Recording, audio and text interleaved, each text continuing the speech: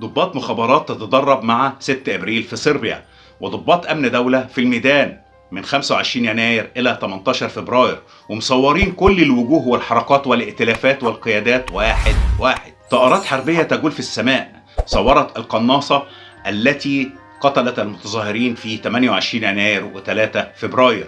ضباط أمن الدولة متنكرين وسط الحشود التي اقتحمت أمن الدولة وقامت بتصوير المهاجمين صوت وصورة وتوثيق كل الانتهاكات. بسم الله الرحمن الرحيم، والصلاة والسلام على أشرف الخلق سيدنا محمد عليه أفضل الصلاة والسلام. أعزائي المتابعين، أهلا وسهلا بحضراتكم، أتمنى تكونوا بخير وبصحة وسعادة. معكم إسلام صقر. فيديو النهاردة بعنوان المهمة حماية وطن.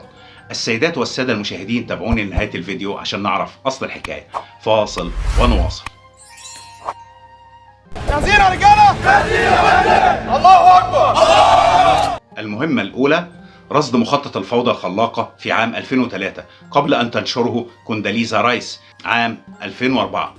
المهمة الثانية إرسال ضباط مخابرات للتدريب على صناعة الثورات مع خونة مصر من أعضاء حركة شباب 6 إبريل وحركة كفاية والإخوان والجمعية الوطنية للتغيير وغيرهم. المهمة الثالثة تحديد جميع الخونة والإلمام بجميع جوانب المخطط عام 2008. المهمة الرابعة الانتهاء من وضع اللمسات للخطة ألف والخطة ب لمواجهة المخطط والخروج بأقل الخسائر على يد قائدها الجنرال عمر سليمان عام 2009. ضباط مخابرات تتدرب مع 6 إبريل في صربيا، وضباط أمن دولة في الميدان من 25 يناير إلى 18 فبراير، ومصورين كل الوجوه والحركات والائتلافات والقيادات واحد واحد. طائرات حربية تجول في السماء صورت القناصة التي قتلت المتظاهرين في 28 يناير و3 فبراير.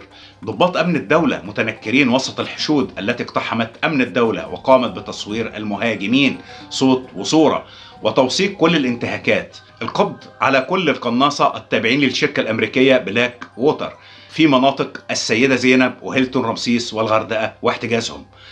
القبض على 5 شبكات تجسس عالمية طار بسببهم رئيسي المخابرات الإسرائيلية والأمريكية لعدم قدرتهما على تأمين رجالهما. ضباط مخابرات مصرية في كل اجتماعات التنظيم الدولي للإخوان في كل مكان في العالم، ورصد وتسجيل كل ما دار في الاجتماعات. تحريات عسكرية في اعتصامي رابعة والنهضة أكثر من المعتصمين أنفسهم، وتصوير وتسجيل كل جرائم الإخوان لعرضها يوم الحساب. ولقد أقسم أحدهم إن الدولة لو عرضت ما تم تصويره لاختبأ كل إخواني خلف شجرة حتى لا يفترسه الناس. ولقامت حرب أهلية في مصر لا يعلم مداها إلا الله. كل الاعتصامات والاجتماعات والمؤتمرات كانت مخترقة، وسيأتي يوم يعلم فيه الجميع أنها حربا مخابراتية أشعلناها اليوم لنقود العالم في الغد. لعبة المخابرات أشبه بمباراة قوية في الشطرنج بين بطلي العالم، كل منهما يدرك جيدا كل فنون اللعبة وكيفية الاستفادة إلى أقصى حد من حركة كل قطعة على الرقعة، وكل منهما يحاور ويناور وهو يدرك أن الطرف الآخر يراقبه في دقة ويدرك اللعبة كما يدركها هو، وعليه أن يسعى لتشتيت انتباهه وخداعه بحركات جانبية حتى يلتف حول ذكائه ويربح المباراة. وفي هذا الصدد تستطيع أن تقول إن عالم المخابرات يشبه عالم الحواء، عندما يضع الحاوي شيئا في يده أمام عينيك ثم يحرك يده في سرعة ويفتحها، فتجد أن ذلك الشيء قد اختفى قبل أن يعود هو إلى إظهاره فيبهرك بلعبته. وطرق الإرباك والالتفاف في عالم المخابرات هي فن ما بعده فن.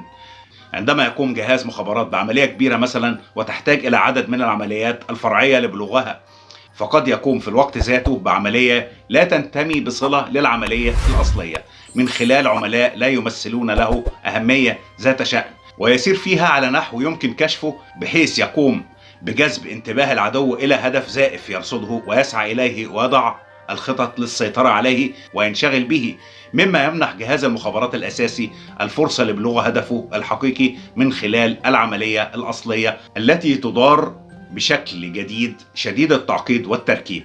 يا سادة، فلتطمئنوا على مصر، فوالله إنها في معية ربها ثم بخير أجنادها، ورجال أقسموا على حمايتها عيونهم في كل مكان ورباط شعبها.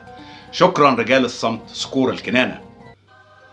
مطلوب منكم يا مصريين تثقوا في قيادتكم ولا تسمحوا للفتن والتشكيك في قدراتكم. مصر بفضل الله وبصلابة بنيان المصريين وجيشنا العظيم سيكون لها شأن آخر واعلموا ان الحرب لم تنتهي بعد، واننا نحارب من دول كثيرة ولها اذرع رخيصة بيننا، احذروهم واحذروهم. هؤلاء جواسيس وعملاء وخونة لا يهمهم مصر ولا المصريين. هذه بلدكم، حافظوا عليها، وفقط مطلوب منكم نكون كلنا يد واحدة لنعبر بمصرنا الحبيبة لبر الأمان، وإن شاء الله القادم أفضل. المارد انتفض، لا تسمعوا للشائعات بيننا، فهي أسقطت دول ليس ببعيدة عننا. فقط مطلوب تشغيل العقل، ولا تنساقوا خلف الشائعات، ولنعلم جميعا إننا في مركب واحد، فالكل عليه مسؤولية وواجب تجاه بلدنا الحبيبة. حفظ الله مصر شعبا وجيشا وقيادة. كل يوم في جديد من أخطر جهاز في العالم، إنها المخابرات العامة المصرية يا سادة. وفي النهاية أتمنى أكون قدرت أوصل الرسالة لحضراتكم. اللهم احفظ مصر وشعبها العظيم من كل سوء. اللهم احفظ جيش مصر وشرطتها. اللهم ارحم شهداء الوطن. عاشت الأمة العربية، وتحيا مصر، تحيا مصر، تحيا مصر. أترككم في رعاية الله وأمنه، والسلام عليكم ورحمة الله وبركاته.